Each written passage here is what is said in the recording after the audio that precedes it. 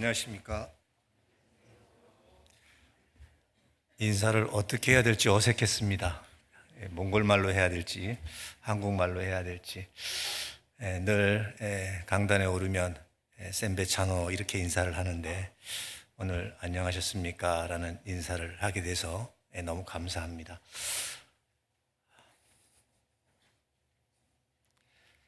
사실 많이 떨립니다. 왜냐하면 이렇게 한국어로 설교를 하는 시간이 많지 않았기 때문에 과연 잘할 수 있을까라는 생각도 들고, 늘 옆에 통역사가 있었기 때문에 혼자 올라오는 것이 너무 어색하기도 합니다. 그래서 사실은 많이 두렵고 떨리고, 또 한국을 떠난 지 17년이 됐기 때문에 한국어도 많이 사실 듣지 못하고 또 사용하지 않다 보니까 사실 단어도 많이 잊어버려서 더 두렵고 떨리기도 합니다. 그런데 이렇게 반갑게 맞이해 주셔서 감사합니다. 저희 울란 동북교회와 자매결혼을 맺은 지가 이제 2년째 되고 있습니다. 특별히 이번에 선교팀이 다녀가 주셔서 더욱 교회에 정말 큰 힘이 되고, 또 많은 교제와 말씀 가운데 식구들이 더욱 하나님을 향한 방향을 올바로 정하고 더욱 힘있게 살 수 있게 되어서 더욱 감사가 되고요.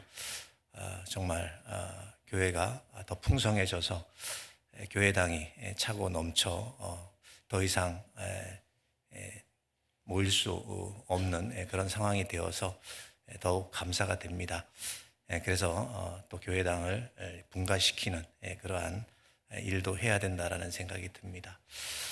오늘 특별히 자매결혼을 맺고 있는 의정부교회에서 함께 말씀과 교제해 주신 하나님께 감사합니다.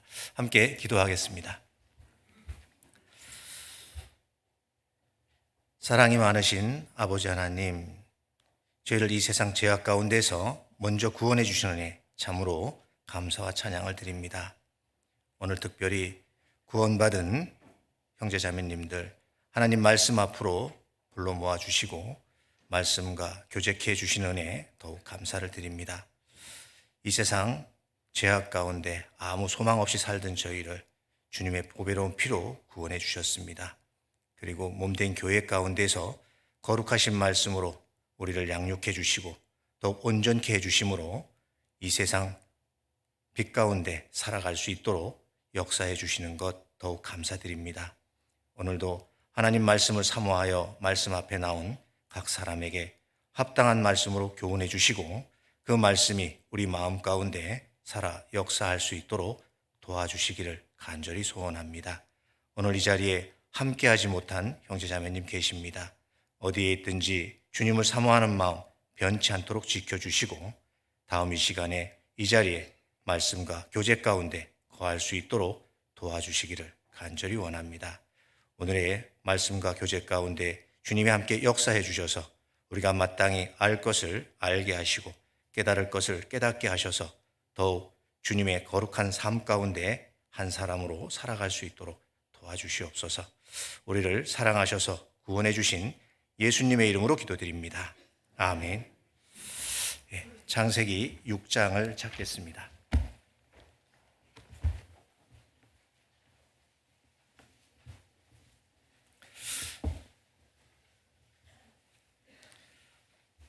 창세기 6장 14절 말씀입니다.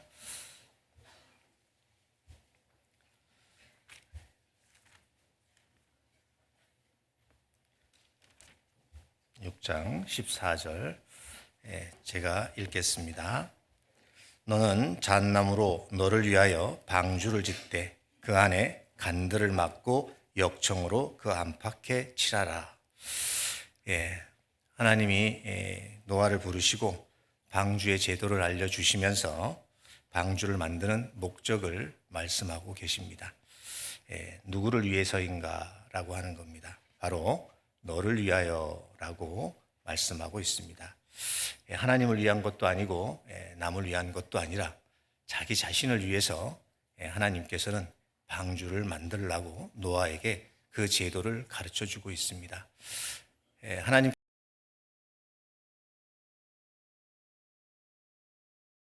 나를 위해서 이 성경을 우리에게 주셨고 성경을 통해서 우리를 구원하시는 말씀을 주시고 그 말씀을 깨닫고 구원받은 우리에게 하나님의 말씀은 교훈과 책망과 바르게 함과 의로 교육하기 위해서 우리에게 주어졌음을 분명히 말씀하고 있습니다.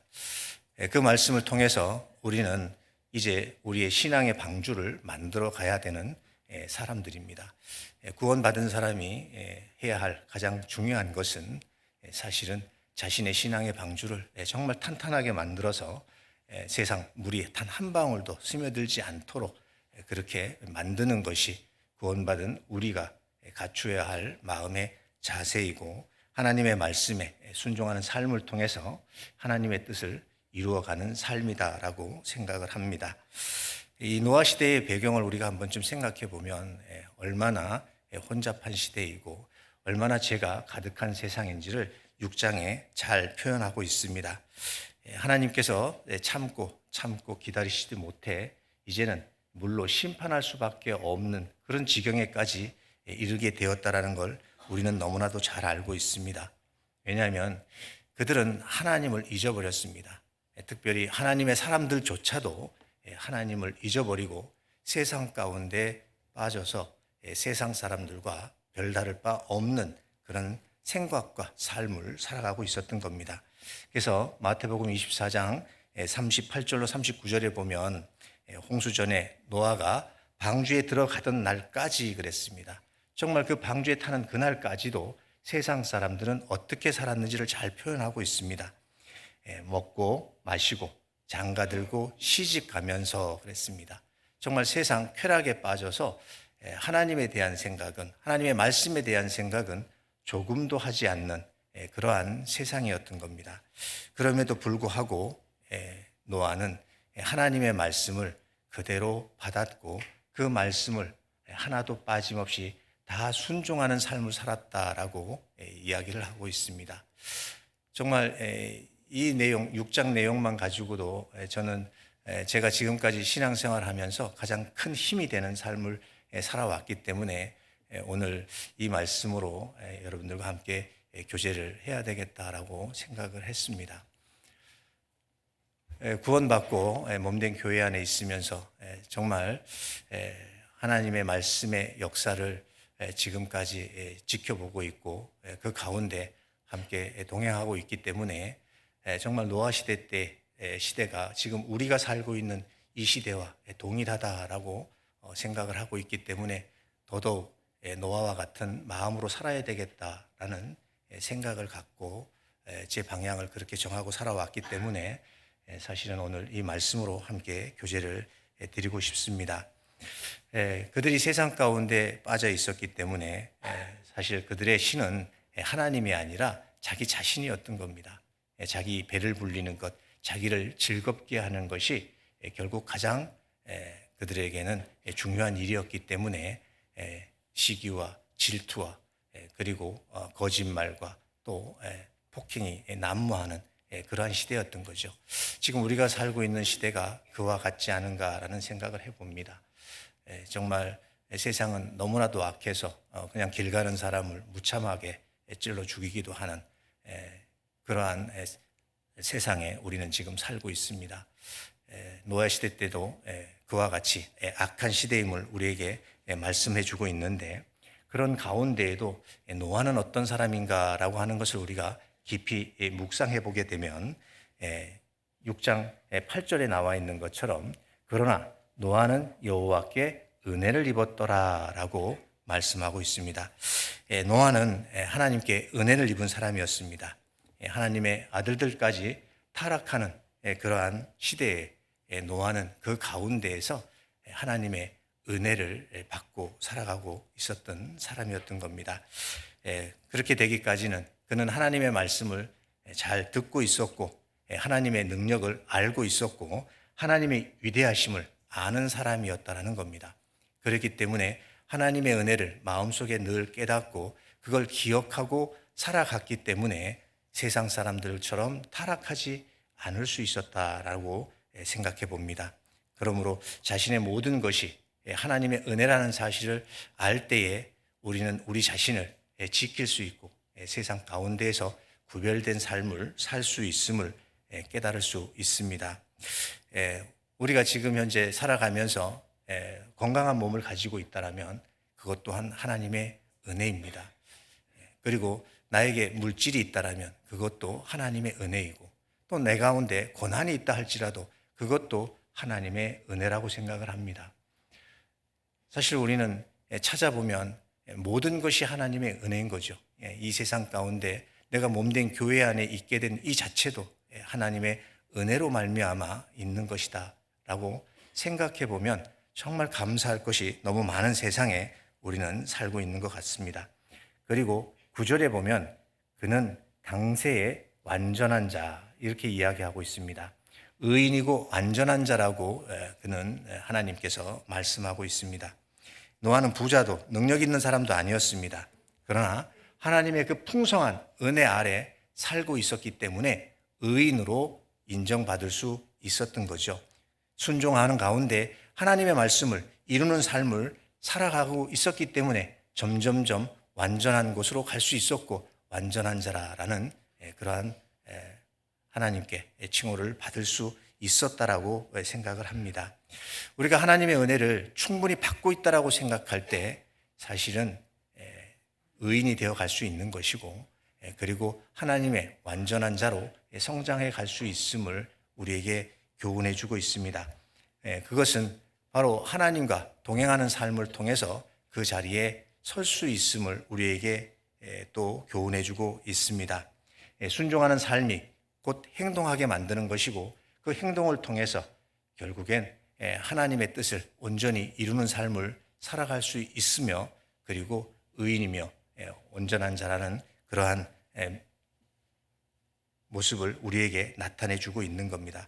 그러기 위해서는 정말 말씀을 들을 때에 그 말씀을 잘 청종하는 것이 가장 중요할 것이고 그 말씀이 곧 나에게 하는 말씀이라고 하는 그러한 간절한 마음으로 그 말씀을 받을 때에 그 말씀이 내 가운데 깨달아지고 내 말씀에 새겨져서 나를 하나님의 사람으로 온전케 만들어 간다라는 것을 우리에게 교훈해 주고 있습니다. 그런 가운데에 노아에게는 큰 명령이 하나 떨어집니다. 바로 방주를 만들라고 하는 그러한 명령이었습니다. 노아는 그거에 대해서 어떤 반응을 보였을까? 성경책에는 자세히 기록되어 있지 않습니다. 그런데 우리가 조금은 이렇게 추상해 볼 수 있지 않을까라는 생각을 해봅니다. 정말 기뻐서 펄쩍펄쩍 뛰었을까? 여러분도 어떻게 생각하십니까? 기뻤을 것 같습니까? 여러분들에게 만약에 방주를 만들라고 했을 때 기뻤을까요? 저는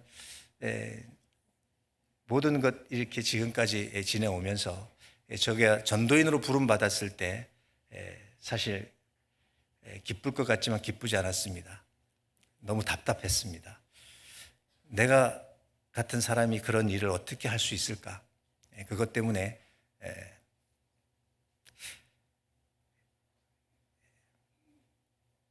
잠을 이루지 못한 적도 있습니다. 그리고 제가 하나님의 말씀에 순종하겠습니다라고 생각했을 때 그렇게 또 결심했을 때 9시간도 안 돼서 몽골 에르뜨네트로 발령이 났을 때 정말 당황했습니다. 제가 그 발령을 받았을 때 대천 해수욕장에 성남교회 청년들과 함께 청년 수련회를 가 있었는데요. 전도인 수련회 끝나는 마지막 날 밤에 하나님 말씀을 듣다가 저 같은 사람도 하나님께서 쓰시겠다 하시면 순종하겠습니다라고 담임 목사님하고 교제를 한 뒤에 저는 청년의 수련장으로 이렇게 수련회 하는 곳으로 이제 장소로 이동을 했습니다. 근데 그날 아침에 9시쯤에 발령 소식을 받았습니다. 그때에 너무나도 당황스러워서 청년들은 해변가에서 파도와 재미있게 놀고 있는데 저는 먼 바다만 바라보면서 이 일을 어찌할꼬, 이 소식을 우리 가족에게 어떻게 알릴꼬 이제 저는 걱정만 했습니다.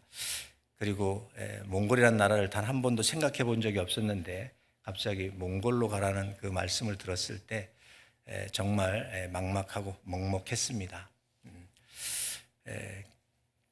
노아도 그렇지 않았을까라는 생각을 해봅니다. 하나님 앞에 이 명령을 받았을 때 정말 얼마나 먹먹했을까? 이걸 어떻게 내가 만들 수 있을까? 나보고 이걸 어떻게 만들라고 하시는 걸까? 정말 많은 고민을 하지 않았을까라는 생각을 해봅니다. 그때 당시에 이런 밴을 본 적도 없었을 것이고 이런 큰 배를 그것도 노아 혼자서 만든다라는 것은 너무나도 당황스러웠을 겁니다. 그래서 아마 속으로 하나님, 제가 이걸 어떻게 만들겠습니까? 라고 아마 반항도 하지 않았을까라는 생각도 해봅니다. 왜냐하면 저도 사실 그런 마음이 있었기 때문에 이걸 어떻게 내가 해낼 수 있을까라고 하는 그러한 마음이 있었기 때문에 노아도 그러지 않았을까라는 생각을 해보고, 그럼에도 불구하고 노아는 그 말씀을 받았고 그 말씀을 새겼고 그 말씀을 다 순종하였더라고 22절에 그렇게 말씀하고 있습니다. 노아와 그와 같이 하되 하나님이 자기에게 명령하신 대로 다 준행하였더라. 항상 저는 이 말씀을 생각합니다. 다 준행하였더라. 그냥 자기가 하고 싶은 것만큼만, 할 수 있는 것만큼만 한 것이 아니라 다라는 겁니다. 다. 내가 내 힘껏 하고 말았다 이것이 아니라 하나님이 하신 말씀을 다 이루었다라는 거죠. 다 이루기 위해서 자기를 얼마나 정말 말씀에 굴복하고 자기 육신을 쳐서 순종케 했을까라는 생각을 해보게 됩니다. 우리는 글로 읽으니까 다 준행하였더라, 너무나도 쉽게 받을 수 있는 말이지만 정말 우리가 하나님의 말씀을 듣고 그 말씀에 순종하는 삶을 살아갈 때 그 순간순간마다 육신이 올라와서 내 마음을 괴롭히고 하나님의 말씀에서 어긋나게 하려고 하는 그런 세상과 마귀의 속임수에 우리는 넘어갈 때가 참 많잖아요. 그럼에도 불구하고 노아는 그것을 100여 년이 넘는 그 긴 시간 동안 하나님의 말씀을 다 준행했다라는 겁니다. 이 말씀 속에 정말 드릴 말씀이 너무 많지만 시간이 참 없는 것 같습니다. 이거에 대해서 참 너무 많은 묵상들을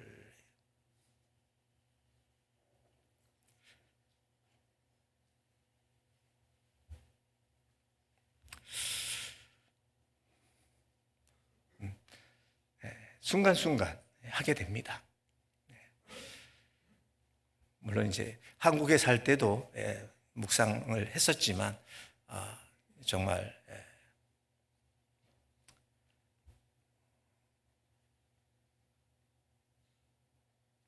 해외에 나가 살다 보니까 더 이제 이 노아의 외로움을 생각하게 됩니다. 정말 남들은 다 먹고 마시고 장가 들고 시집 가며 세상 쾌락 가운데 젖어 있는데 혼자서 남이 가지 않는 그 길을 혼자 갈 때 얼마나 외로웠을까. 그럼에도 불구하고 그 외로움을 하나님과 동행함으로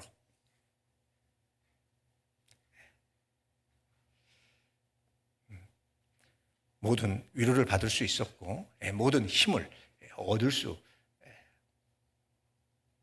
있었다는 겁니다.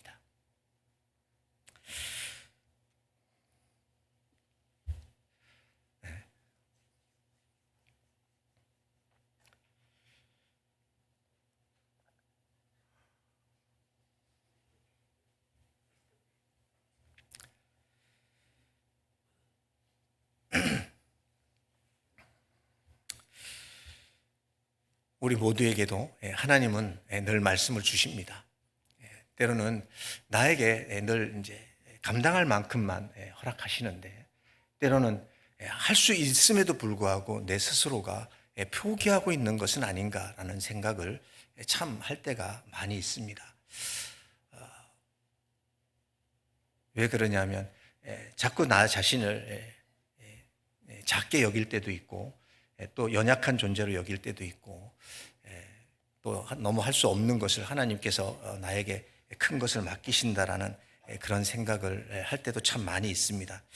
근데 하나님은 단 한 번도 내가 감당치 못할 일을 맡기시지는 않는다라는 것을 늘 생각하게 됩니다.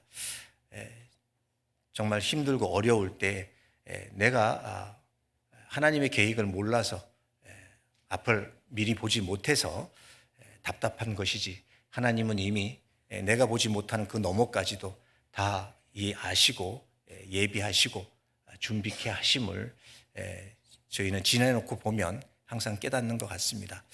그 당시에는 알지 못하던 것을 지내고 나면 하나님은 반드시 나에게 꼭 필요한 시간들이었고 내가 할 수 있는 일을 맡기셨음을 깨닫게 됩니다. 그래서 노아가 하나님의 말씀을 따라서 정말 열심히 방주를 만들었지 않았겠습니까? 정말 죽으면 죽으리다라는 그런 각오를 가지고 그 방주를 만들었을 겁니다. 그 나무가 보통 큰 나무가 아니잖아요. 그냥 자잘한 나무로 만든 것이 아니라 정말 엄청나게 큰 나무들로 만들어진 그러한 방주였던 겁니다. 저도 몽골에 가서 나무집을 지어봤는데요. 이 나무를 다루는 것이 그렇게 쉽고 간단한 일은 아니었던 것 같습니다. 이 직경 한 35cm 되는 통나무, 길이는 한 9m 되는 것이 한 700kg 정도 나간다고 합니다. 그런 나무를 정말 따듬어서 그것을 한 칸 한 칸씩 쌓아 올려서 집을 짓는 것도 어려운데 물이 새지 않는 방주를 만드는 건 더 힘들었지 않았을까라는 생각을 해봅니다. 그러면서 그 갈릴리 수양간 통나무로 수양간을 지을 때 노아가 방주 만드는 생각을 정말 그때 많이 해봤습니다. 노아도 이렇게 도끼질을 하면서 나무를 따듬고 이것을 하나씩 하나씩 끼워 맞추면서 쌓아 올라가지 않았을까. 그래서 그 파도에도 그 견딜 수 있는 견고한 방주를 만들지 않았을까라는 생각을 하면서 갈릴리 수양간 건축을 했는데요. 그때 그런 건물 하나하나를 쌓아 올리면서 노아가 이런 마음이었겠구나. 하나님의 명령을 받아 그 안에 영혼들이 구원받을 수 있는 걸 예비했던 것처럼 우리도 그 수양관을 건축하면서 그 안에서 많은 영혼들이 구원받을 걸 생각하니까 감사가 됐고 더 큰 은혜가 됐고 그 수고가 수고로 느껴지는 것이 아니라 감사로 느껴질 수 있는 시간이었고 그러한 시간들을 통해서 나를 사용하시는 하나님께 더 큰 은혜를 입는 시간들이 되었다라는 걸 생각해 봅니다. 그래서 나 같은 사람을 이런 곳에 이런 귀한 일에 사용해 주신다라는 그 자체가 너무나도 큰 은혜였고 감사였던 시간들을 가질 수 있었습니다. 노아도 아마 그러지 않았을까. 그러면서 힘들 때마다 그런 생각을 했을 겁니다. 정말 하나님의 말씀은 단 한 번도 우리에게 실망시키지 않으셨다라는 것. 그래서 하나님은 인생이 아니시니 시건치 않으시고 인자가 아니시니 후회가 없으시다는 말씀처럼 하나님의 하신 말씀 그대로 실행에 옮기시고 그것을 반드시 이루게 하신다는 것을 우리는 알고 있습니다. 그리고 성경은 지금까지 모든 걸 이루어 왔던 것처럼 지금 현재도 이루어지고 있고 앞으로도 계속 이루어 가실 말씀들이기 때문에 우리는 하나님 말씀에 의지할 때 모든 힘을 얻고 새롭게 일어설 수 있다는 것을 깨닫게 됩니다. 이사야 14장을 찾겠습니다.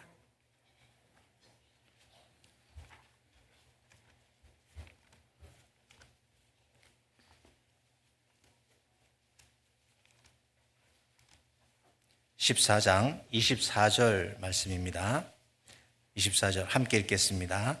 만군의 여호와께서 맹세하여 가라사대 나의 생각한 것이 반드시 되며 나의 경영한 것이 반드시 이루리라.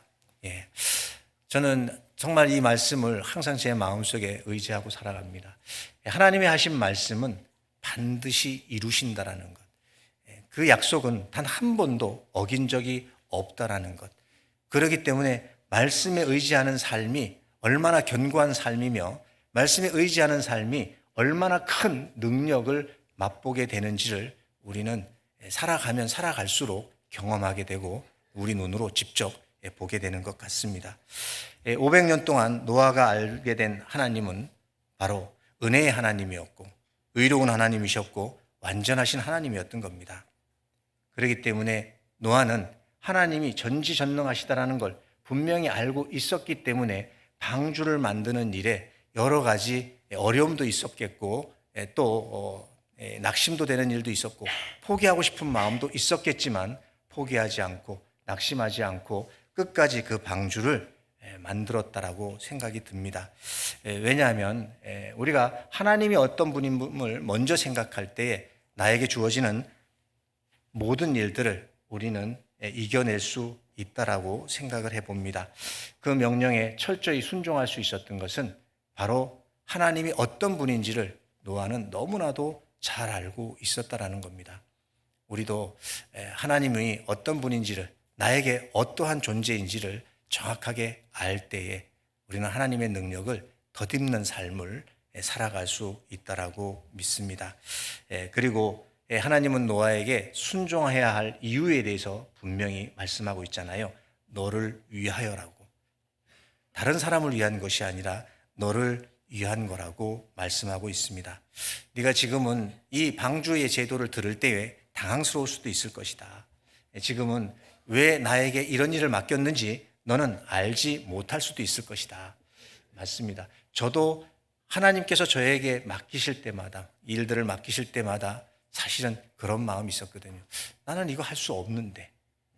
그런데 하나님의 말씀을 묵상하면서 그래, 지금은 내가 이거 다 알지 못하지만 언젠간 분명히 하나님이 이 일들을 통해서 더 큰 역사를 이루어 가실 거라고 하는 믿음을 가지고 그때 당시에도 수양관 건축을 정말 열심히 할 수 있었던 것 같습니다.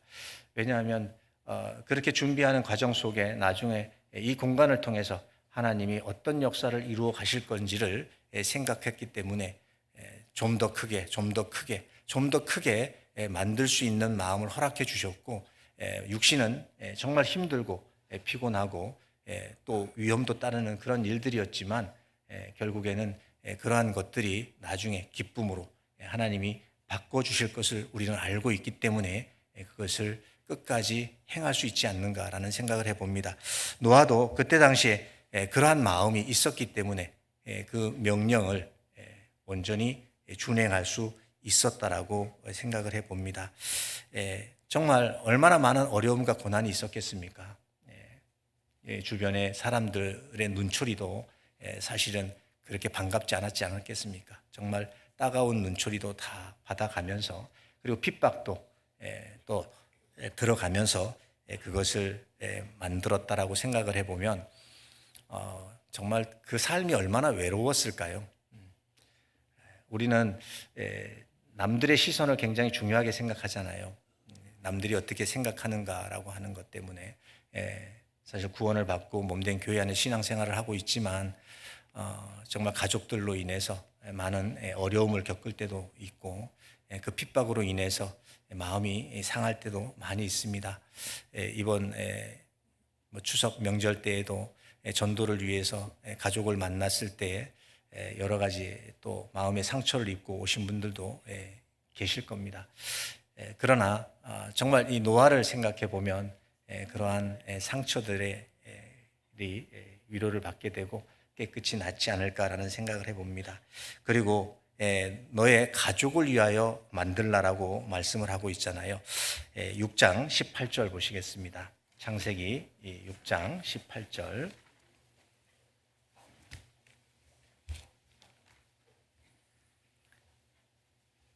그러나 너희는 내가 내 언약을 세우리니 너는 내 아들들과 내 아내와 내 자부들과 함께 그 방주로 들어가고 라고 말씀하고 있습니다.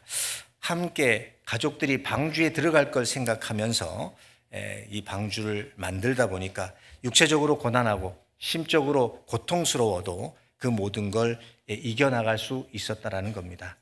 우리가 교회당을 건축하고 수양관을 건축하고 그 모든 것들을 희생할 때에 사실은 그 건물들을 통해서 그 안에서 복음을 듣고 구원받을 것을 생각하기 때문에 우리가 기꺼이 이 교회당을 건축했고 또 수양관을 건축하고 그곳에서 많은 영혼들이 구원받는 역사를 봄으로 말미암아 우리의 그 어려움이 결코 어려움이 아니었다라는 것을 깨닫게 되지 않습니까? 그럴 때 우리는 참 행복하잖아요. 내 작은 물질들이 나의 그런 헌신들이 결국에는 하나님의 크신 역사로 나타나고 있다라는 것에 우리는 늘 우리의 수고가 아니라 감사로 바뀌고 있음을 다시 한번 깨닫게 됩니다. 노아도 바로 가족들이 그 방주에 들어갈 걸 생각하면서 그 방주를 지었기 때문에 그 힘들고 어려운 시간들을 정말 이겨낼 수 있었고 결국에는 그 기쁨을 맛볼 수 있었다라고 생각을 합니다. 우리도 하나님은 우리에게 심판을 보여주잖아요. 이제 마지막 때에 불로 심판하실 것을 작정하시고 인자가 가까이 이른 우리 이 마지막 시대 때에 이제 우리 주변에 이뤄진 가족들 또 친구들 그들에게 이 복음을 전해야 되고 또 만민에게 복음을 전파하는 하나님의 명령처럼 전 세계에 이 복음을 전하는 기회를 하나님이 우리에게 주셨습니다. 처음에 해외로 전도하러 나갈 때 제 마음속에 이런 마음이 있었습니다. 내 안에 내 가족도 아직 내가 다 전도하지 못했는데 내가 해외에 나가서 다른 이방인들을 전도한다는 것이 이게 과연 맞는 걸까라는 생각도 사실은 많이 해봤습니다. 그렇기 때문에 순종하지 못했던 것도 있었고 내 가족을 지키기 위해서 그때 당시에 저에게는 고2 학년을 다니고 있는 딸이 있었습니다. 그 아이를 데리고 어디 해외로 나간다라는 것이 참 제 마음에 이렇게 불안했습니다. 만약에 대학이 들어가고 뭐 졸업을 하면 그때는 어디든 가라 하면 갈 수 있지 않을까. 그건 제 생각이었던 것 같습니다. 근데 하나님께서 말씀을 통해서 제 마음을 순종케 하셨고 순종했을 때에 하나님께서 이 몽골로 보내주셨는데 정말 내 가족을 하나님이 지켜주셨다라고 저는 믿습니다. 그때 떠날 때에 저희 가족들이 전부 다 반대한 이유 중에 하나가 선진국도 아니고 그런 후진국에 아이들을 어떻게 교육시키려고 그곳으로 데리고 가냐. 한국의 교육은 굉장히 중요하잖아요. 자녀에 대한 교육에 대한 열정이 대단하기 때문에 모든 가족들이 그렇게 생각했고 그것에 대해서 굉장히 많은 비난을 했습니다. 아이들 앞으로 성장도 해야 되는데 아이들 교육도 시켜야 되는데 그곳에 가서 어떻게 교육을 시키려고 하느냐라는 이야기를 참 많이 했습니다. 그럼에도 불구하고 하나님은 그곳에 가서 세상 교육이 아닌 정말 하나님의 사람으로 교육해 주시고 잘 키워 주셔서 지금은 두 아이는 시집 장가 갔고요. 그리고 이제 막내는 지난번에 불러주셔서 인사시켰습니다. 지금 군에 가 있습니다. 그래서 지금 훈련 받고 있는데 11일 날 이제 그 훈련을 마친다고 합니다. 그래서 볼 수 있으면 잠깐 볼 수 있을 것 같은데 그 아이들도 하나님께서 키워주셨습니다. 뭐 외국으로 유학을 갈 수 있는 그런 재능도 있었고 정말 공부도 정말 잘했습니다.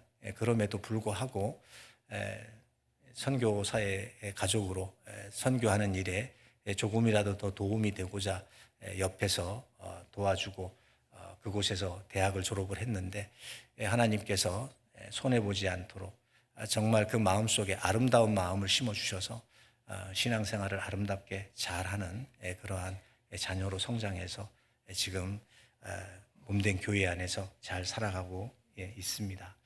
하나님께서 그러한 시간들을 통해서 우리가 염려하는 것들을 우리가 염려할 것이 아니라 하나님께 맡기고 의지하면 하나님은 또 다른 길을 예비하시고 더 나은 길을 우리에게 예비하심을 깨닫게 해주셨습니다. 바로 노아도 그것이 힘들고 어려웠지만 가족을 위해서 그 모든 것을 내어놓을 수 있었던 마음을 가졌던 것 같습니다. 그래서 노아에게 방주를 만들라고 말씀하신 그 명령은 우리에게도 계속해서 하나님께서 하시는 명령이라는 생각을 합니다. 우리의 말씀, 모든 말씀들은 하나님께서 나에게 권고의 말씀으로 주시는 것이고, 또 그 명령의 말씀은 곧 하나님께서 나를 그만큼 사랑하신다라는 겁니다. 아무에게나 명령하지 않는다라는 것을 우리는 시간이 지나면 지날수록 더 깊이 알게 되는 것 같습니다. 그리고 그 말씀 한마디 한마디는 결국 은혜의 말씀들이고 결국 나를 위한 것이라는 것을 분명히 말씀하고 있습니다. 마태복음 6장입니다.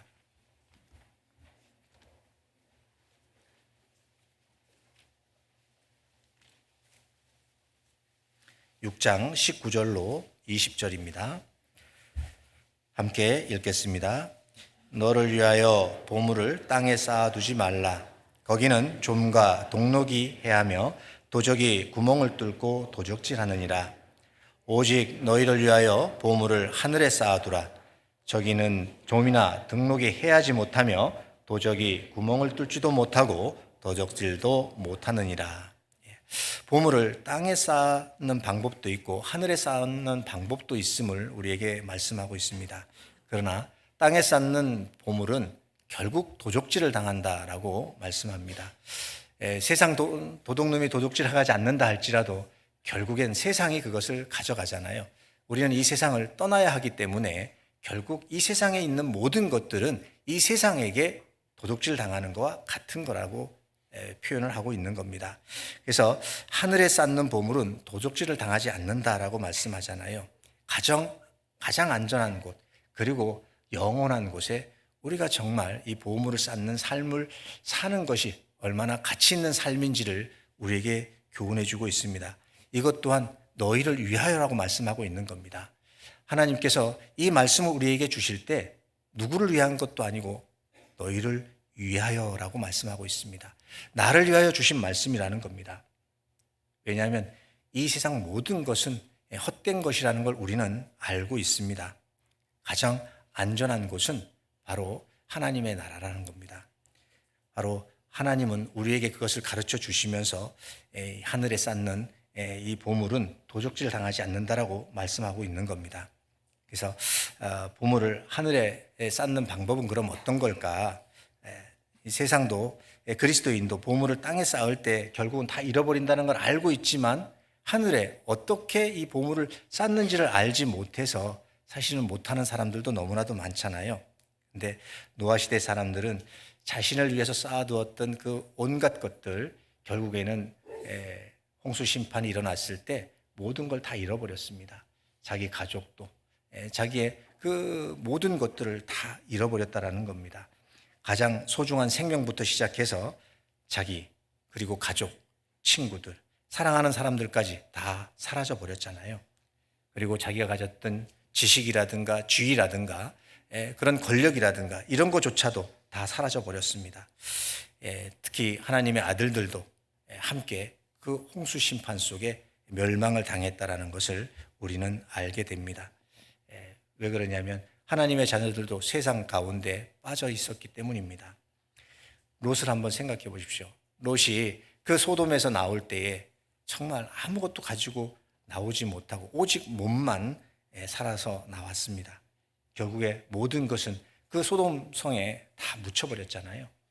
그것처럼 이 세상의 것은 결국에는 다 없어져 버린다라는 겁니다. 그러나 노아는 보물을 하늘에 쌓았습니다. 하나님의 명령에 순종하고 살았기 때문에 방주를 만들라는 그 명령에 순종하고 그 방주를 만들었기 때문에 자신의 생명도 구하고 가족의 생명도 구했습니다. 그리고 하나님 앞에 받을 영원한 상급을 쌓았던 겁니다. 그러면 노아의 보물은 무엇이었을까요? 노아의 보물은 세상 것들이 아니었다라는 겁니다. 노아의 보물은 하나님이었고 하나님의 말씀이었고 하나님의 명령이었다라는 겁니다.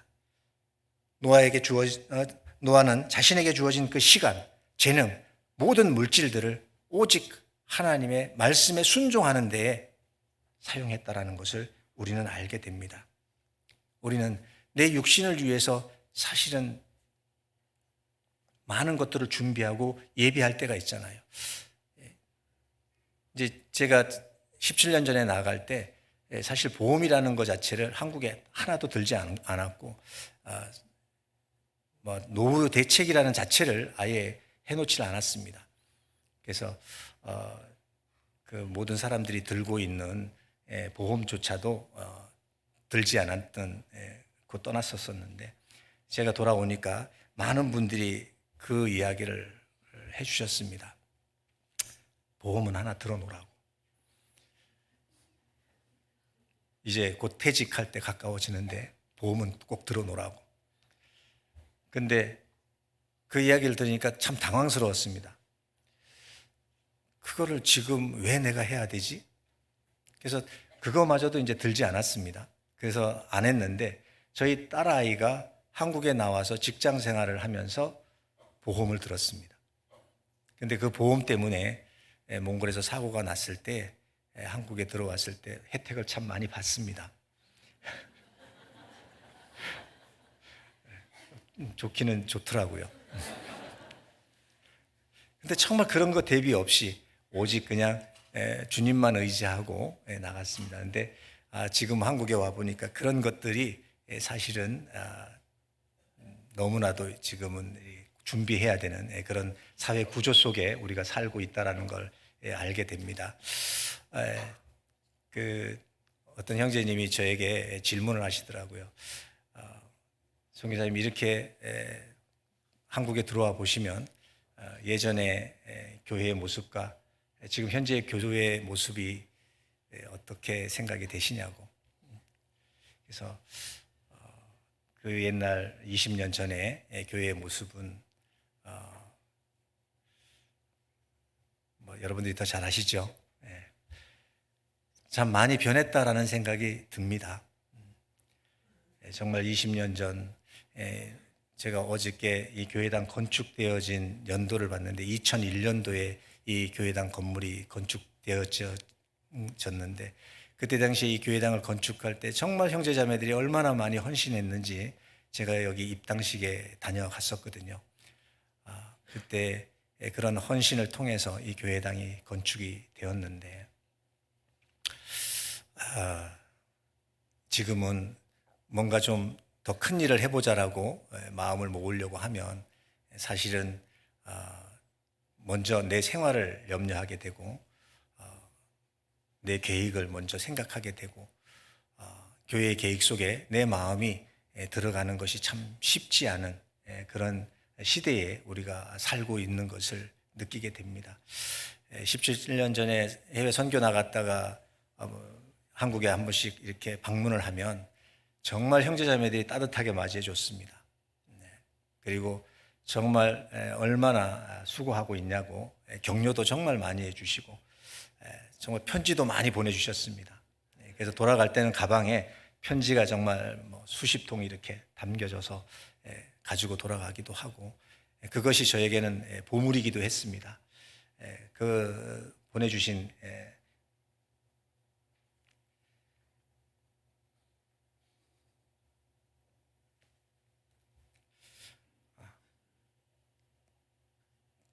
그 정성이 담긴 한 글자 한 글자가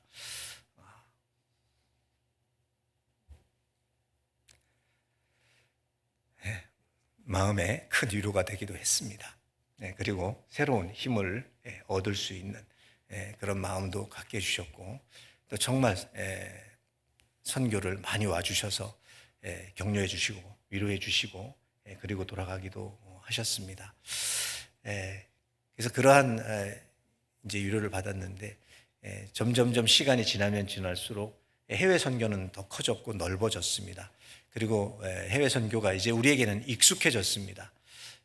그래서 그러다 보니까 간절함보다는 그냥 이제 평범하게. 그래서 사실은 이번에도 이렇게 방문을 했는데 여러 교회에서 와서 설교해 달라는 분들도 계셨고, 그리고 또 교제해 달라고 하시는 분들 계셨는데 제가 가지 않았습니다. 이제 몸도 물론 치료도 받아야 되는 과정 속이었기 때문에 가지 않았지만, 더 큰 것은 그거였습니다. 가면 불편해야 할 것 같은 느낌. 많은 선교사님들이 오다 보니까 또 오셨네. 이제는 그냥 거쳐가는 그러한 사람이 되는 것 같아서 불편을 드릴까 봐 사실은 선뜻 가지 못하고 망설이고 그냥 조용히 있다가 들어가는 것이 더 유익하겠다라는 생각을 갖게 됐습니다. 그만큼 물론 이제 그렇지 않으신 분들도 계시죠. 정말 지금도 열정을 가지고 그렇게 해주시는 분도 계시는데 그만큼 세상이 점점 더 변해가고 있음은 분명한 사실인 것 같습니다. 전에만큼 우리가 더 열정을 가지고 살아가야 될 때인데 그 열정이 식어가는 그런 때에 우리가 혹시 살고 있지는 않은가라는 생각을 다시 한번 해보게 됩니다. 그래서 모든 것을 동원해서 진짜 하나님의 말씀에 순종하는 삶을 살아가는 것이 우리에게는 가장 큰 보물입니다. 왜냐하면 말씀이 지혜이고 그 지혜가 보물이라고 성경은 분명히 말씀하고 있기 때문입니다.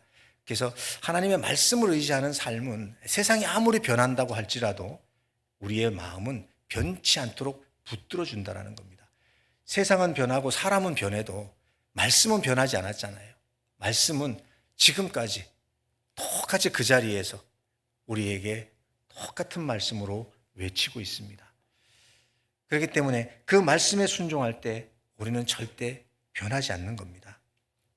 그것이 우리에게는 가장 큰 보물이 되어야 되고 모든 기준이 내 생각이 기준이 아니고 내가 알고 있는 지식이 기준이 아니라 정말 하나님의 말씀이 기준이 되는 삶을 살아갈 때 모든 것이 행복해질 수 있다라고 저는 믿습니다. 우리 마음이 불편해지는 이유, 불평이 생기는 이유, 불만이 생기는 이유, 남을 원망하는 마음이 생기는 가장 큰 이유는 단 한 가지라고 생각합니다. 내가 하나님 말씀에 순종하지 않기 때문에 남을 비난하게 되고 비판하게 되고 불평하게 되고 불만을 토로하게 되고 내 생각과 맞지 않기 때문에 반대되는 의견을 가지고 결국에는 내 마음을 상하게 만드는 거고 결국에 모든 것은 하나님 말씀에 순종하지 않을 때 우리의 마음이 괴로워진다는 것을 저 자신이 깨닫게 됩니다. 그래서 정말 교회에서 결정한 일을 때로는 제 마음에 들지 않아서 저도 불순종할 때가 있습니다. 이걸 꼭 이렇게 해야 되냐고. 여기는 해외 선교 지역인데 여기에 현지 사정을 우리가 더 잘 알고 있는데 꼭 이렇게까지 하셔야 되냐고. 이런 생각이 들어올 때가 저에게도 있습니다. 그런 마음이 들어오면 거기에 순종하지 못하게 될 때 제 마음은 괴로워지는 겁니다. 그리고 불평과 불만이 나오게 돼 있고 결국에는 원망이 나오게 돼 있습니다. 그럴 때 이거 내가 잘못된 생각을 가지고 있구나. 순종해야 된다. 순종하고 보면 하나님이 뭔가 큰 뜻이 있을 거라고 하는 믿음으로 다시 바꿔버리면 그때 제 안에 평안이 찾아오게 되고 결국엔 하나님이 주시는 지혜로 말미암아 내 아이에게 주어진 일을 잘 감당할 수 있는 그러한 시간들로 하나님이 채워주심을 느끼게 됩니다. 그래서 우리가 정말 하나님이 하신 명령을 순종하는 삶을 살아가는 것이 가장 아름다운 삶이고 가장 평안한 삶이라는 것을 우리는 분명히 알고 살아갈 필요가 있다고 생각을 합니다. 그래서 구원받은 우리에게도 하나님은 명령하셨잖아요. 너희는 온 천하에 다니며 만민에게 이 복음을 전파라는 명령을 우리는 분명히 받았습니다. 저도 이 명령 하나만 생각했기 때문에 몽골 땅으로 갈 수 있었던 겁니다. 내 가족만 생각했다라면 사실은 한국에 남아서 아직도 그 가족 전도를 위해서 제가 최선을 다하는 삶을 살았을 겁니다. 그리고 너는 말씀을 전파하라. 때를 얻든지 못 얻든지 항상 힘쓰라고 하신 이 말씀을 우리는 항상 마음속에 생각할 때 지금도 우리는 멈출 수 없다라는 겁니다. 이것으로 만족할 수 없다라는 겁니다. 더 많은 영혼들에게 이 복음을 전하기 위해서 우리 교회가 해외로 나가게 됐고 지금 해외 여러 나라에서 이 복음이 증거되고 있습니다. 그리고 그 나라의 현지인들이 이제 전도인으로 세워지는 그러한 시대를 우리는 보고 있습니다. 참 얼마나 감사한지 모르겠습니다. 한국에서 구원받은 형제 자매들의 그런 간절한 기도와 그 마음이 결국엔 전 세계에 역사하고 있음을 깨닫게 됩니다. 그래서 한국 교회가 전 세계에 미치는 영향이 얼마나 큰지를 정말 저는 놀랍도록 실감을 합니다. 우리가 복음만 전하는 것이 아니고 이 복음을 통해서 그들의 삶까지도 바꾸고 그들의 문화까지도 바꾸고 그 나라에까지도 바꾸는, 생각을 바꾸는 그런 능력을 우리는 보게 됩니다. 갇혀있던 그들에게 복음이 들어가고 그 복음을 통해서 그들이 하나님을 더 깊이 알아가게 되고 그 은혜 가운데서 하나님의 말씀에 순종함으로 이제 새로운 문화가 만들어지고 새로운 세상으로 나아가고 있음을 보게 됩니다. 몽골 땅에 이 복음이 처음 떨어질 때가 2004년도입니다. 2004년도 한 영혼이 구원을 받고 그의 가족들이 구원을 받고 그의 친구들이 구원을 받고 몸된 교회가 세워지고 그 교회가 세워지고 난 뒤에 또 몽골 전역에 교회가 세워져서 지금은 약 30개의 교회와 5개의 선교원이 세워져 있습니다. 지금 교회를 세워야 할 곳은 더 많습니다.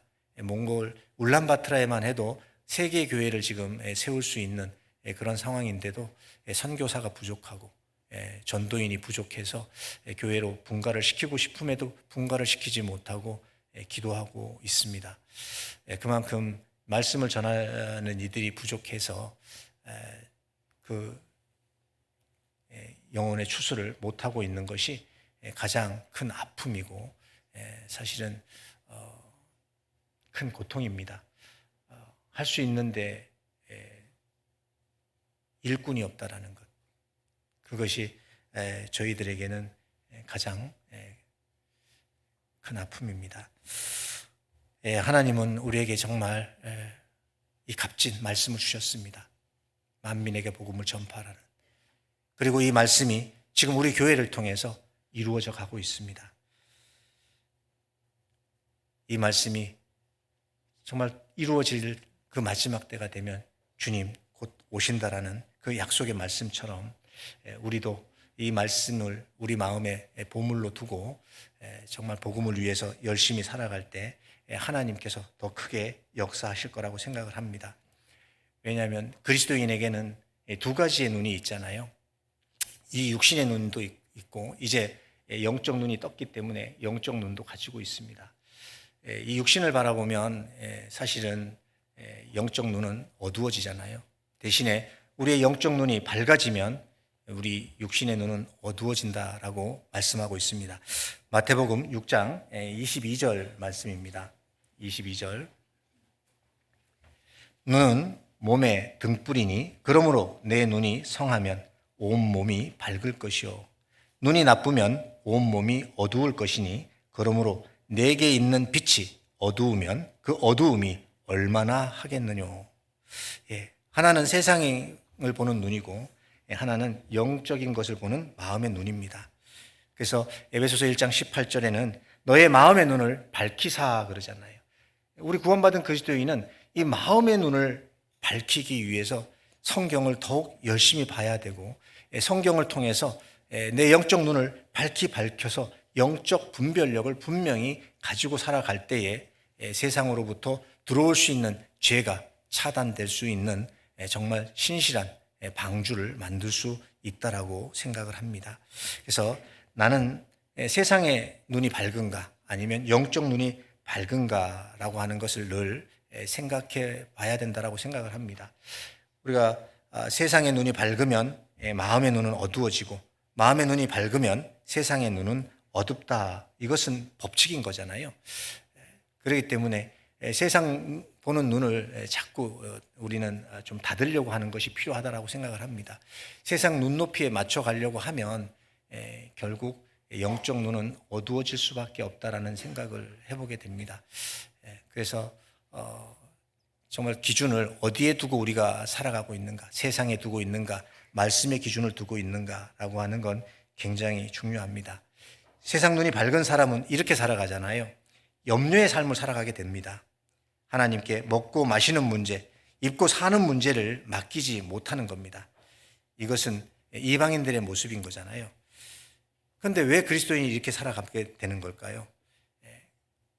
염려라고 하는 것이 결국에는 그리스도인도 무너뜨리고 넘어지게 만든다는 생각이 듭니다. 31절로 32절에 보면 그러므로 염려하여 이르기를 무엇을 먹을까 무엇을 마실까 무엇을 입을까 하지 말라. 이는 다 이방인들이 구하는 것이라. 너희 천부께서 이 모든 것이 너희에게 있어야 할 줄을 아시느니라 라고 말씀하셨습니다.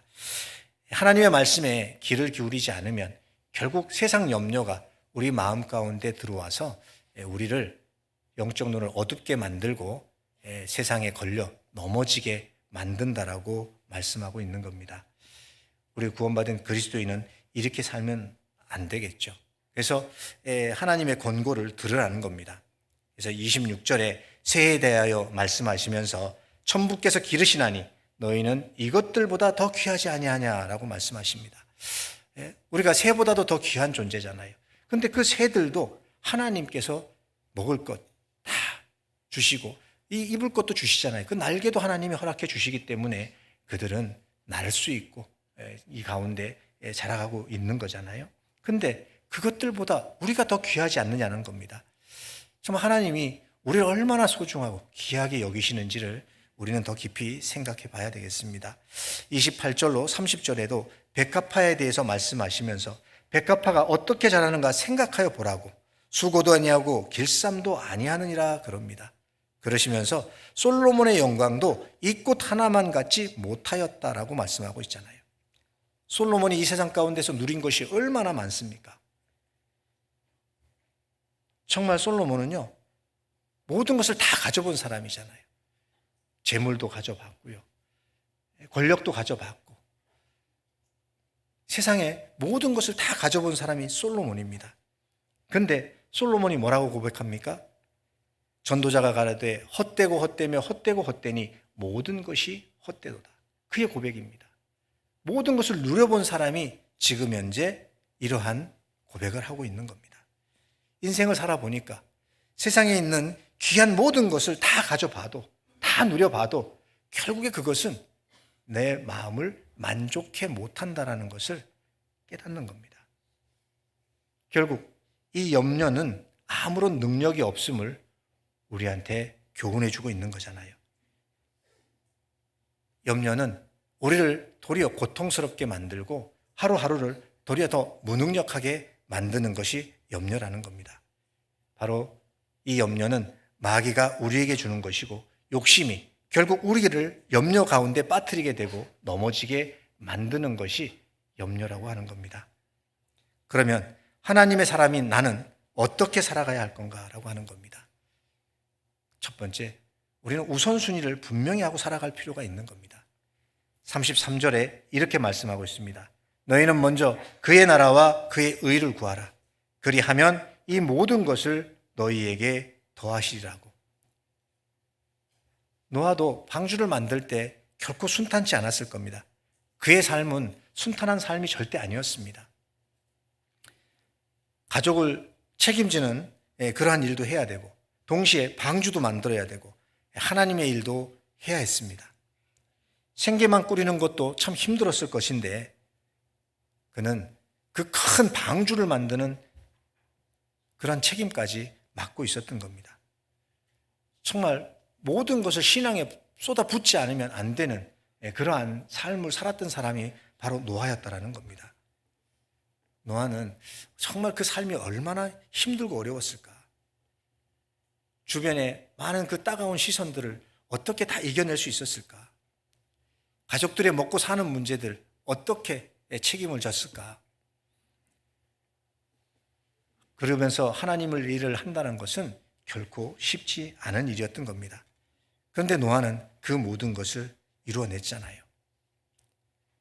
그것을 이룰 수 있었던 가장 큰 이유 중에 하나는 바로 하나님의 말씀은 다 이루어진다라는 사실입니다.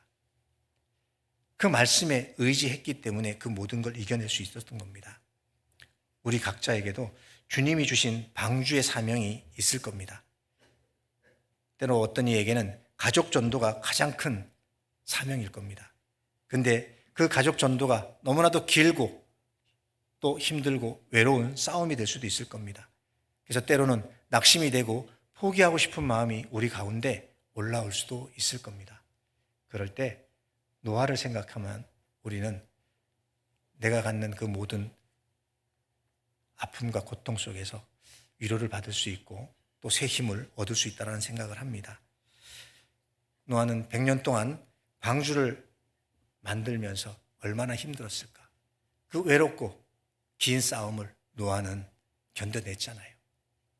그것처럼 우리도 노아를 생각함으로 그러한 힘들고 어려운 걸 이겨낼 수 있을 겁니다. 또 누군가에게는 교회 안에서 꾸준히 봉사하는 일이 사실은 힘들고 어려울 수도 있을 겁니다. 근데 그것을 이겨낼 수 있는 건 바로 노아가 그 힘들고 외로움을 어떻게 이겨냈는지를 생각해 보면 우리도 그걸 이겨낼 수 있다고 생각을 합니다.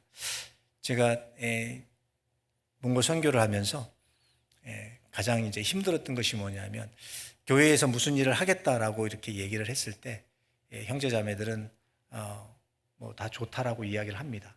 근데 다음 날 되면 한 사람도 안 나옵니다.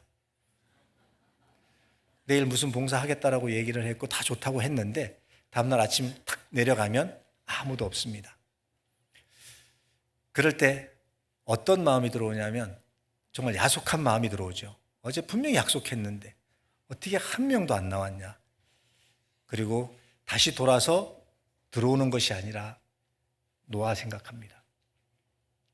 그래, 노아도 혼자 뚝딱뚝딱 방주를 만들었을 거야. 그래, 내 혼자라도 시작하자. 시작하다 보면 누군가가 오겠지. 누군가를 하나님이 붙여주시겠지. 그런 마음으로 하다 보면 정말 한 사람 한 사람 하나님이 보내주십니다. 근데 어떨 땐 정말 한 사람도 안 오는 때가 있어요. 그럴 때는 정말 외롭습니다. 혼자 하다 보면 너무 힘이 든 거예요. 혼자 할 수 있는 일도 있지만 이게 둘이 해야 되는 일도 있잖아요. 그러면 자꾸 고개를 들어서 멀리 봅니다. 이렇게. 혹시 누가 안 오나? 누구 한 사람 안 오나? 그럴 때 노아가 정말 그러지 않았을까? 누구 한 사람 나를 도와줄 사람 없나? 그 나무를 들고 옮길 때에 정말 그 한 사람을 애타게 찾지 않았을까라는 생각을 해봅니다.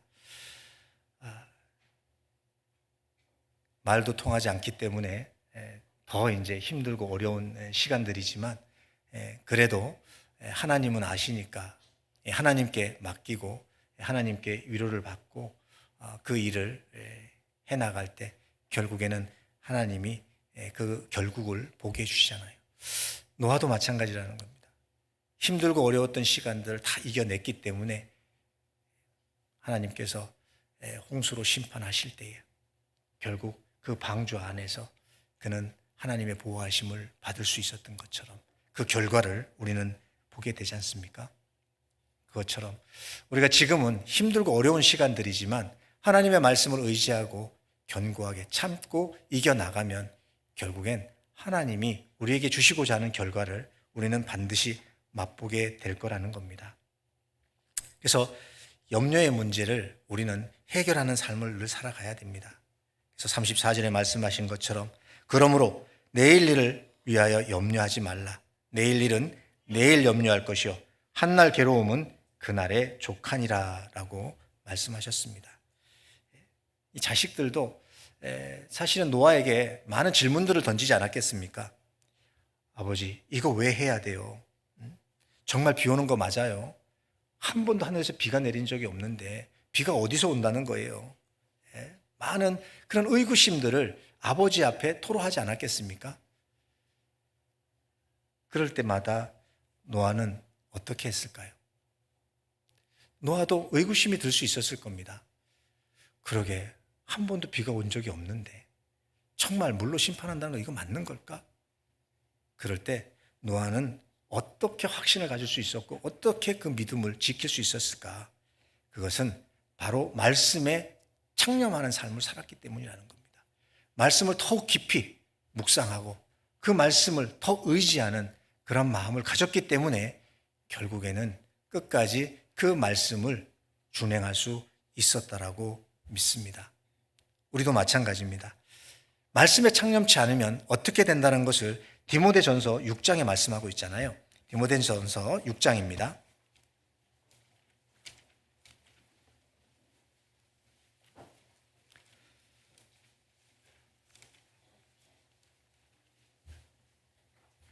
6장 3절로 6절 말씀입니다. 함께 읽겠습니다. 누구든지 다른 교훈을 하며 바른 말, 곧 우리 주 예수 그리스도의 말씀과 경건에 관한 교훈에 창념치 아니하면 저는 교만하여 아무것도 알지 못하고 변론과 언쟁을 좋아하는 자니 이로써 투기와 분쟁과 해방과 악한 생각이 나며 마음이 부패하여지고 진리를 잃어버려 경건을 이익의 재료로 생각하는 자들의 다툼이 일어나느니라. 그러나 지족하는 마음이 있으면 경건이 큰 이익이 되느니라. 말씀에 창념치 않으면 결국에는 망하게 된다는 것을 우리에게 말씀해 주고 있습니다. 그러면 말씀에 창념하기 위해서는 어떻게 해야 될까요? 말씀의 약속을 믿고 견고하게 다지는 것이 확실한 방법인 겁니다. 정말 말씀을 읽고 듣고 묵상하고 또 묵상하는 겁니다. 그래서 지금도 몽골의 형제자매들에게 가장 강조하는 것 중에 하나가 말씀입니다. 아침에 말씀 묵상하는 것, 아침에 일어나서 기도하고 말씀 묵상하고, 그리고 그 말씀 묵상한 것을 이 페이스북에 올려서 서로 공유하고, 그렇게 해서 서로 받은 교훈들을 나눠 갖는, 그리고 대학부 학생들, 특히 청년들은 지금도 아침 큐티를 매일같이 하고 있습니다. 월요일부터 금요일까지.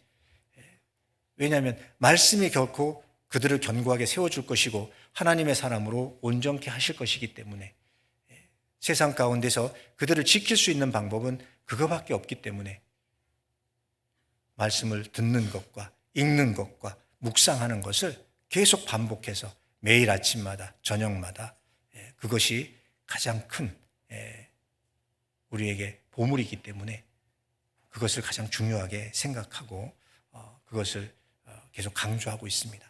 정말 말씀만이 우리를 살리시고 우리를 지키시기 때문입니다.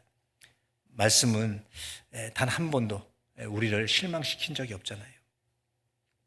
말씀은 단 한 번도 틀린 적이 없다는 겁니다.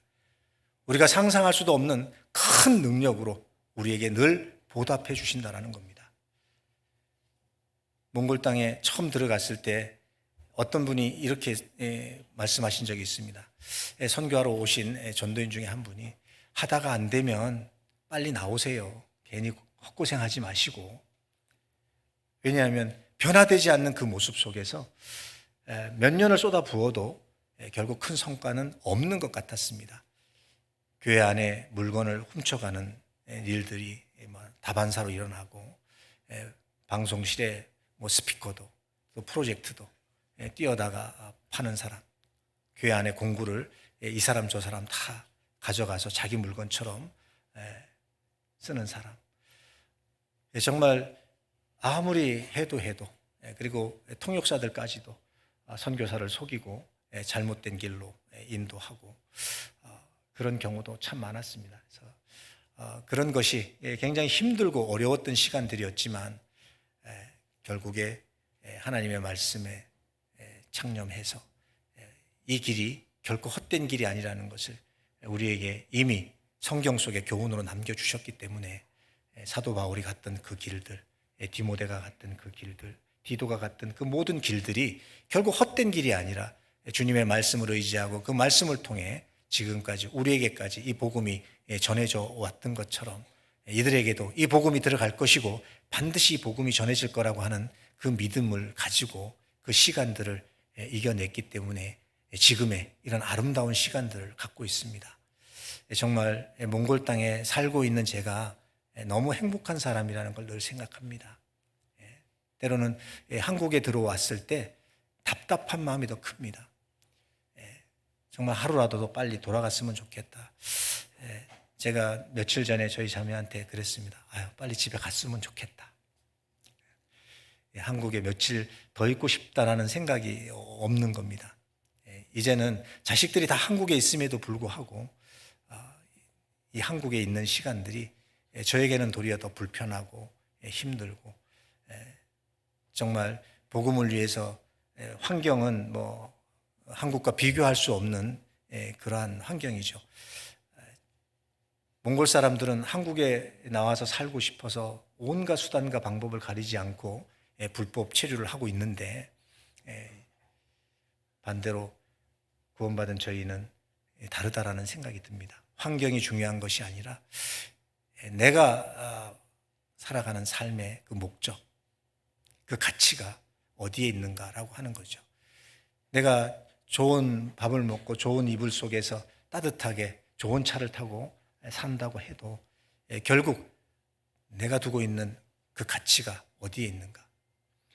내가 목적을 두고 있는 그 가치가 얼마나 가치 있는 일인지 그것이 정말 분명하지 않으면 우리는 환경만 바라보게 되고 환경을 따라가지 않을까라는 생각을 해봅니다. 그러나 말씀 속에서 내가 하나님 앞에 얼마나 존귀한지를 알고 내가 하고 있는 일이 얼마나 가치 있는 일인지를 안다라면 결국 환경은 그것을 따라올 수 없다라는 거죠. 환경을 이기는 방법은 하나님께서 하신 말씀 속에서 내가 목적을 두고 있는 것이 하나님의 뜻에 합당한지가 더 중요하다라고 생각을 하게 됩니다. 그래서 말씀 속에서 정말 내 자신을 날마다 발견해 나가는 삶을 통해서 우리의 가치는 하나님 앞에 더욱 밝히 드러나게 될 것이고, 그러지 않으면 우리는 영적 어둠으로 말미암아 세상 눈은 밝아질 것이고 세상 가운데서 도리어 헤매고 살아갈 수 있다라는 생각이 듭니다. 그래서 노아가 꿋꿋하게 정말 세상 사람들이 다 미쳤다라고 해도 바보라고 해도 어리석다라고 해도 그 일을 다 준행했던 것처럼 우리가 이 세상 가운데 외면당한다 할지라도 다른 사람들에게 손가락질을 받는다 할지라도 하나님의 명령을 쫓아서 살아가는 것이 가장 아름답고 그 결과가 가장 아름답게 나타날 것이라는 것을 아는 사람들이기 때문에 오늘 노아의 방주를 통해서 함께 교훈을 받고자 했습니다. 그래서 노아의 삶이 우리에게 주는 교훈이 참 크다라는 생각을 합니다. 오늘 짧게 말씀을 드렸지만 집에 가셔서 더 깊이 묵상해 보시면 이보다도 더 많은 교훈들을 받을 수 있을 것이고 삶에 많은 위로를 받고 살아갈 수 있지 않을까라는 생각을 합니다. 그래서 정말 그냥 교회 생활만 하는 것이 아니라 말씀에 순종함으로 하나님의 뜻을 이루어가는 삶을 사는 것이 얼마나 행복한 삶인지를 노아를 통해서 우리에게 교훈해 주셨습니다. 그리고 이제 제가 이렇게 이제 선교사로 방문을 했는데요. 선교 보고를 간단하게나마 조금 드릴까 합니다. 모두의 때도 하라고 하셨는데 지금 이제 울란바토르 동북교회는 선교팀이 다녀가시고 난 뒤에 수가 한 50명 가까이 더 늘었습니다. 그렇게 해서 지금 대강당에 320석 정도밖에 안 되는데 지금 차고도 넘쳐서 한 350명이 주일날 모이고 있습니다. 그런데 오늘 보니까 의정부교회도 똑같은 것 같습니다. 의정부교회도 차고 넘쳐서 저쪽 뒤에 좀 잡아서 땡겨 늘려야 될 것 같습니다. 저도 지금 그런 심정이 그런 마음입니다. 교회당을 어떻게 늘릴 수만 있으면 더 잡아서 이렇게 늘리고 싶은데 늘릴 수가 없습니다. 그래서 분가를 시키려고 교제를 하고 그렇게 했는데 지금 당장 선교사가 또 전도인이 없어서 결국에는 분가도 못하는 그런 상황 속에 있습니다. 그래서 기도를 좀 많이 해주셨으면 좋겠습니다. 그래서 선교사가 오시든지 아니면 교회당을 늘구든지 그렇게 해야 되는 그런 과정 속에 있습니다. 근데 교회당을 늘릴 수는 없을 것 같고요. 지을 수 있는 모든 땅 위에는 건물을 다 지었고 올릴 수 있는 높이만큼은 지금 마지막 올리고 있습니다. 중강당을 조그만하게 올리고 있는데 6m에 지금 한 19m로 이렇게 짓고 있습니다. 그게 이제 마지막 질 수 있는 공간입니다. 그래서 그것이 끝나고 나면 더 이상 올릴 공간도 없는 상황이고 땅도 없는 상황입니다. 그래서 분가를 시켜야 될 것 같습니다. 여러분들이 기도해 주시고 또 선교팀이 다녀가시고 새 힘을 주심으로 코로나 이후에 가장 지금 많이 모이는 그러한 교회가 되었고, 학예 수양회 때에도 768명이 학예 수양회를 다녀왔습니다. 그래서 한 사람이 한 사람을 전도하는 그런 계기가 되어서 수양회도 잘 마쳤고요. 그리고 이제 또 새 학기가 되어서 지역에서 또 대학생들도 많이 오게 돼서 교회당이 굉장히 활발하게 그렇게 움직이고 있습니다. 형제자매들이 몸된 교회 안에서 신앙이 더 잘 성장할 수 있도록 기도해 주시고요. 한 번씩 정말 기억날 때마다 간절한 마음으로 기도해 주셨으면 좋겠습니다. 영상 준비했는데요.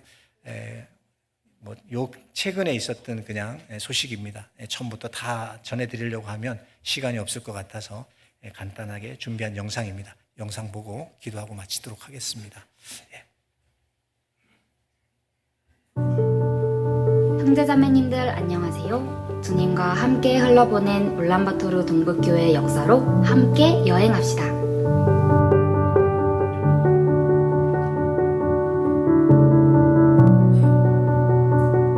말씀을 전파하라. 때를 얻든지 못 얻든지 항상 힘쓰라 라는 말씀대로 우리 삶의 진정한 목표인 복음 전파하는 일이 계속되고 있습니다.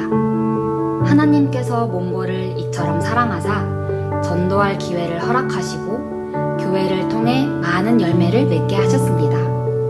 동북교회 모든 성도들이 사랑하는 가족들에게 전도하고 하나님의 역사가 몽골 땅 전역에 퍼질 수 있도록 계속해서 기도해 주세요.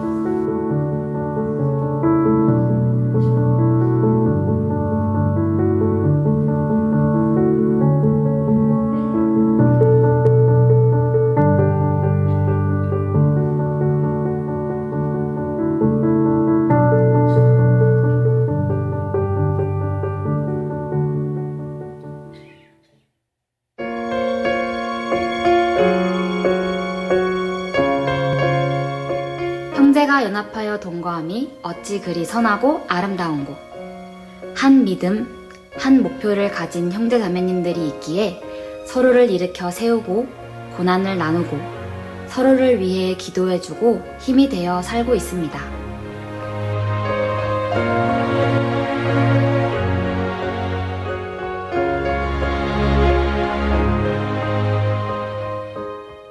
우리에게 매일 새로운 은혜를 내려주시는 주님, 오늘도 삶 속에 감사의 이유가 됩니다. 힘들어 지칠 때마다 말씀으로 우리를 세우시고 교회 안에 붙들어 주시는 주님께 감사드립니다. 울란바토르 동북교회에서 지난 2년 한몽청년 수련회를 진행했습니다.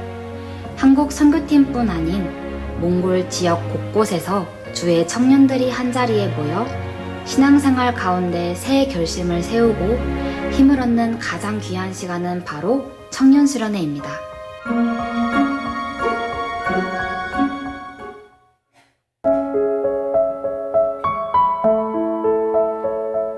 울란바토르 동북교회를 통해서 주님의 일이 더욱 크게 일어날 수 있도록 온 식구가 쉬지 않고 봉사하고 있습니다. 봉사회, 어머니회, 청년회부터 은장회 어르신들까지 할 수 있는 만큼 최선을 다하며 교회 일에 함께 참여하였습니다. 주께서 일하시니 우리도 일해야 한다는 말씀을 기억하며 현재 교회당 중축 공사가 이어지고 있습니다. 더 많은 사람들에게 전도하기 위한 봉사, 희생, 기도를 주께서 기억하시고 풍성한 은혜를 우리에게 내려주시리라 믿고 앞으로도 더욱 힘있게 봉사하길 원합니다. 우리의 언어가 다르고 문화가 다르지만 주님의 보혈로 구원받아 한 믿음을 품고 한 목표를 향해 살고 있습니다. 주님 만날 그날까지 각자 자기 위치를 잘 지키고 주님께 영광 돌리며 사는 형제 자매님들이 될 수 있도록 계속해서 기도 부탁드리며 영상을 마칩니다.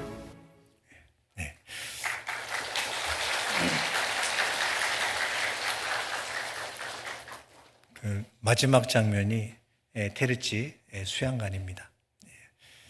멋있죠? 그곳에 몽골 전국에서 전도하고자 하는 분들을 모시고 이번 학예 수양의 두 번째를 했는데 정말 많은 영혼들이 구원을 받는 역사가 있었습니다. 그 장소를 마련하기까지 참 힘들고 어려운 그런 시간들이 있었는데도 그런 시간들을 통해서 하나님이 더욱 단단하게 해주시고 더욱 사모하게 해주시고 많은 영혼들을 전도할 수 있는 그런 계기가 되어서 올 하계 수양회 때 6천 명이 넘는 그러한 형제 자매들과 또 이뤄진 영혼들이 참여해서 수양회를 잘 마쳤습니다. 앞으로 계속해서 몽골에 이뤄진 영혼들을 위해서 열심히 전도하고 또 성령의 역사가 일어나기를 간절히 기도해 주시고 또 함께 소원해 주셨으면 좋겠습니다. 함께 기도하겠습니다. 언제나 저희를 사랑하시는 아버지 하나님 감사합니다. 우리를 구원해 주신 것도 감사한데 몸된 교회 가운데서 이 복음을 맡겨주시고 이 복음을 만민에게 전할 수 있는 기회를 주신 것 더욱 감사를 드립니다. 특별히 우리 의정부교회와 또 울란바토르 동북교회가 복음을 위해서 함께 연합하고 합력할 수 있게 해주신 것 더욱 감사를 드립니다. 그 지역을 위해서 더욱 기도하는 마음을 허락해 주시고 한 영혼이라도 이뤄지지 아니하고 하나님의 품으로 돌아올 수 있도록 간절한 마음을 갖게 해주시는 것 더욱 감사를 드립니다. 우리의 마음을 더욱 넓혀주시고 한 영혼이라도 더욱 주님의 품으로 돌아올 수 있는 그 일을 위해서 더 수고하고 헌신할 수 있는 마음 허락해 주셔서 주님께서 이 마지막 때에 우리에게 맡기신 이 복음을 모든 이에게 전하는 삶을 살아가도록 역사하여 주시옵소서. 우리의 힘은 부족하고 연약합니다. 그러나 하나님께서 능력 되심에 우리에게 그 능력을 베풀어 주시고 또 역사해 주심으로 지금까지 이 일을 감당할 수 있도록 도와주셨습니다. 끝까지 주님께서 맡기신 이 일을 잘 감당할 수 있도록 도와주시고 인도하여 주시기를 간절히 원하며 우리의 마음이 오직 주님께 향할 수 있도록 도와주시옵소서. 언제나 저희를 사랑하시는 예수님의 이름으로 기도드립니다. 아멘.